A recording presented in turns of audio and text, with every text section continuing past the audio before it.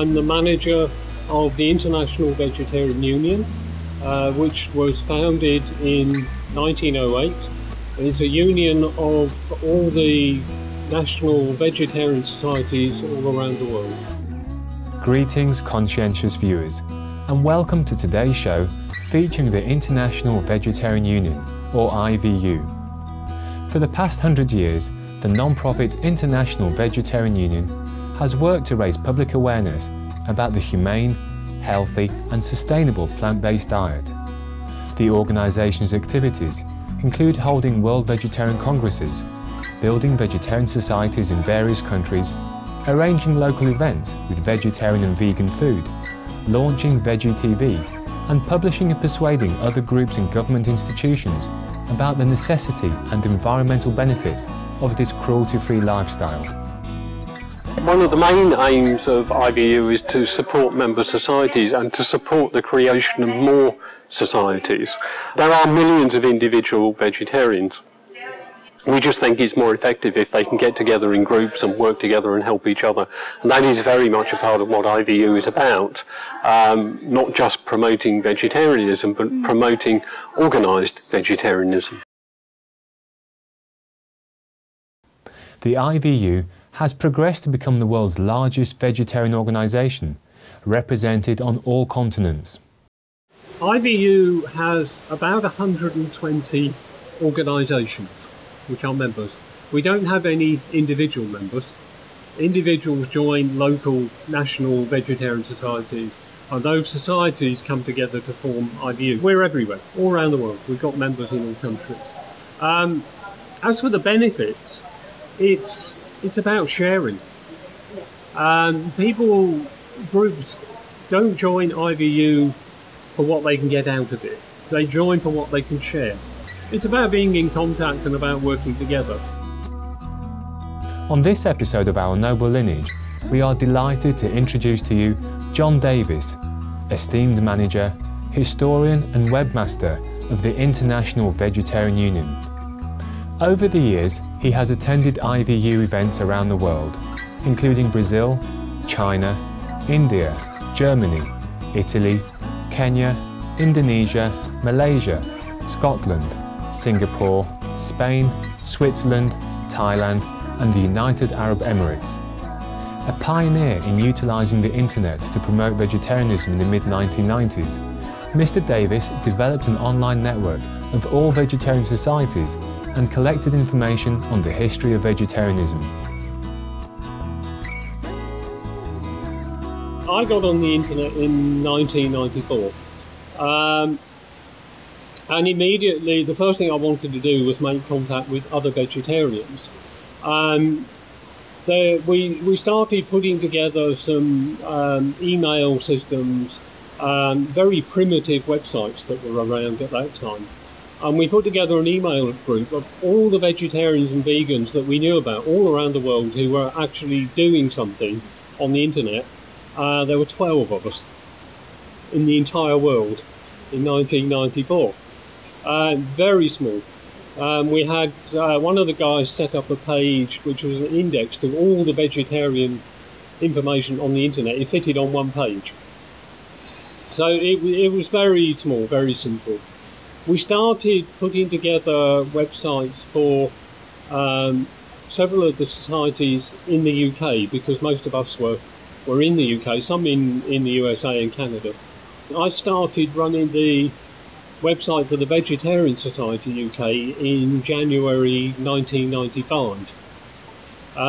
There were 2 or 3 other sites around at the time. And the first month we had 500 page views. Today that same site gets about 500,000. Wow. But it went from January 1995, in January we were 500, and by the summer we were getting 10,000. By the end of the following year, 100,000. It was an interesting time to be involved. It was so new, and the way it was expanding.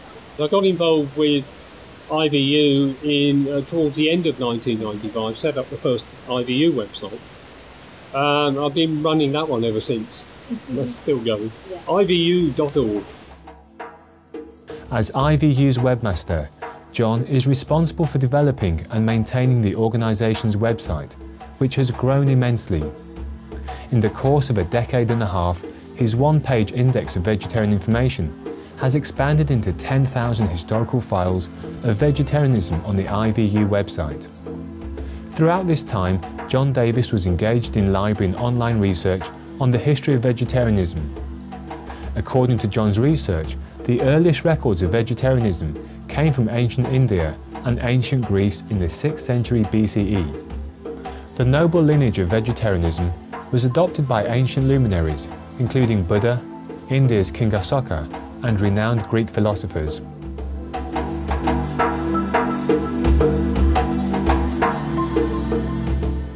The first vegetarians that we know about were in ancient Greece and in ancient India, round about the same time, about 2,500 years ago. And it's possible that the Greeks got the idea through travelling through Persia, which was in the middle, and the Indians went there as well.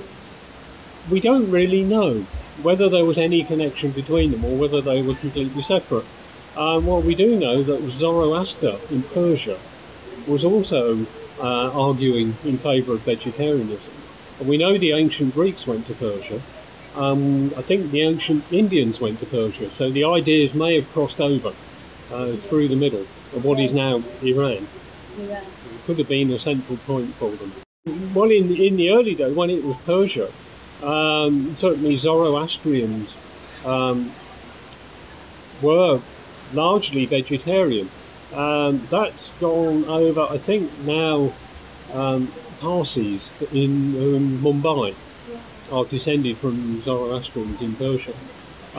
Today, there are certainly vegetarians in Iran, but certainly we can go back 2,000 to 2,500 years.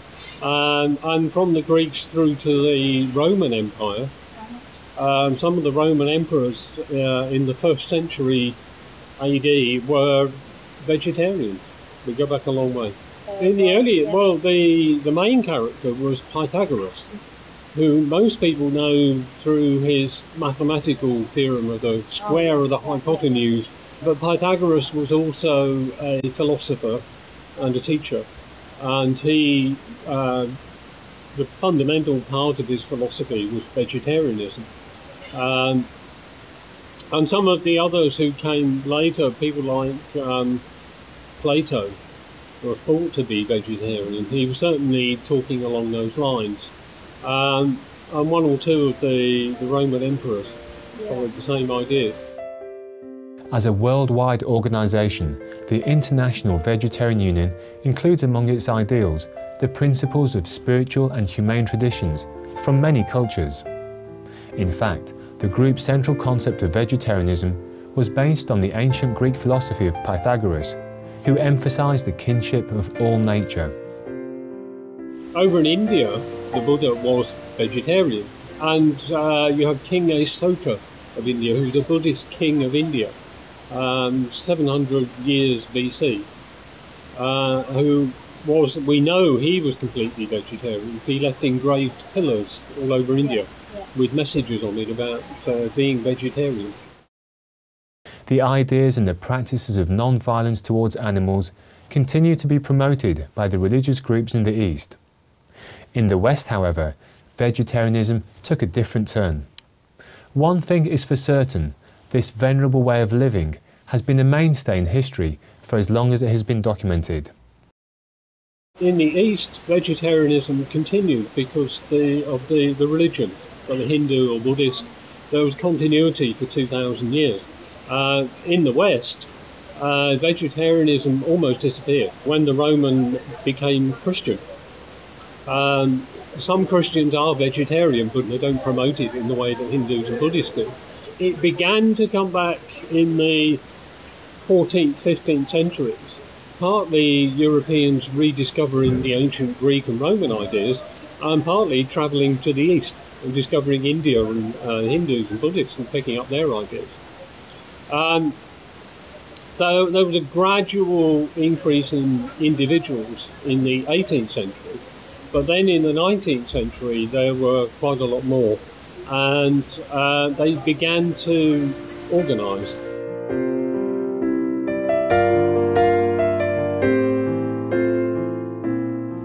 These early plant-based advocates set the cornerstones and paved paths to the creation of the IVU. Its history can be traced back to 1843 in England, where a group of ethically minded individuals formed a society for the promotion of humanity and abstinence from animal food, with the general goal of achieving universal peace. The first vegetarian society was formed in England in 1847 by the Bible Christian group, and the International Vegetarian Union was founded in 1908 in Dresden, Germany. The first vegetarian society was in 1847 in England, where two groups from London and Manchester got together and decided to form a vegetarian society. And that was the first in the world. That was 163 years ago. That society is still going today, and I'm now on the board of that society, which is an honour for me. The society now has 33 full-time staff near Manchester in England. It was followed very soon after 1850. There was an American vegetarian society founded in New York. Then we have the German Vegetarian Society in 1867. And that society is still there. It's been running almost continuously since 1867 in Germany. They were forced to stop for a few years in the 1930s. And 1945 they reformed and continued, and they're still there today, and they hosted the IVU Congress 2 years ago. So yes, in the mid-19th century there was a lot of people coming together, and this movement towards organising in the West, of having organised vegetarian societies. By the end of the 19th century, almost every country in Europe had a vegetarian society, and some others around the world, like in America, India, Australia, all had vegetarian societies as well. So they wanted to get together and form an international federation of all these vegetarian societies around the world, which is where IVU came in 1908. And how exactly did the International Vegetarian Union come to be? Mr. John Davis, IVU historian, shared with us this story at the World Vegetarian Congress, organised in Dresden, Germany in 2008. Coincidentally, it was also the IVU centennial anniversary, and this location held sentimental significance. Gradually over the years, more societies started around Europe. There was an early attempt at forming an international federation to bring all these societies together. In 1907, the original Vegetarian Society held its Diamond Jubilee of 60 years, and they invited all the leaders of all the other vegetarian societies to come along. The deputy president of the French Society proposed a new federation, but this time based on equality of all the countries and democracy, and he challenged the British Society as the oldest to organise this, which they did. And they decided to then invite the German Society to host the Congress in Dresden, because there were a lot of facilities in Dresden and the local Vegetarian Society was very helpful. So the first Congress was held here in Dresden in 1908, and during that meeting they came up with the name International Vegetarian Union, and 100 years later we're still here. We invite you back next Sunday, April 10th, for the second part of our special on the International Vegetarian Union and the venerable history of vegetarianism. We will learn why people across the ages have chosen to adopt a plant-based lifestyle. If you take the reasons for going vegetarian, you have religion, animals, health, and the environment. And those are the four main reasons. We will also find out the drivers that have propelled the popularity of vegetarian trends in the last century. In the West it changed in the 1980s, and the green movement had a big impact, and people became much more conscious of the environment. And once they start thinking about the environment, they start thinking about where their food's coming from.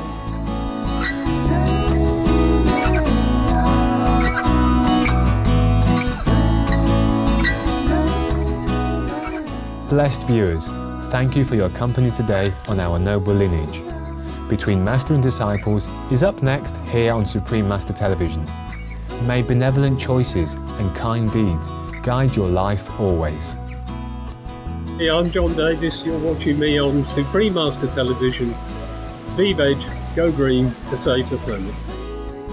For more information on John Davis and the International Vegetarian Union, please visit www.ivu.org.